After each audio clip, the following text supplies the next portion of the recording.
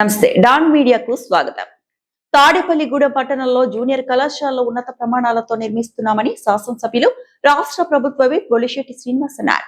స్థానిక గణేష్ నగర్ లో P4 విధానంలో ప్రజల భాగస్వామ్యంతో 2.5 కోట్ల అంచనా వ్యయంతో నిర్మిస్తున్న జూనియర్ కళాశాల నిర్మాణ పనులను గురువారం ఆయన పరిశీలించారు.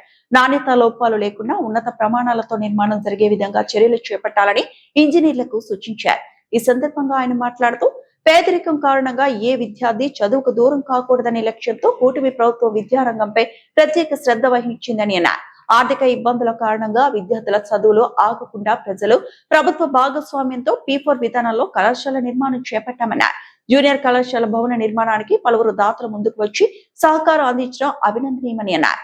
కళాశాల నిర్మాణాన్ని ప్రత్యేక పర్యవేక్షణతో బాధ్యతాయుతంగా పనులు నిర్వహిస్తున్నామని అన్నారు. ప్రజల సహకారంతో P4 విధానంలో అనేక అభివృద్ధి కార్యక్రమాలు విజయవంతంగా చేపట్టామన్నారు.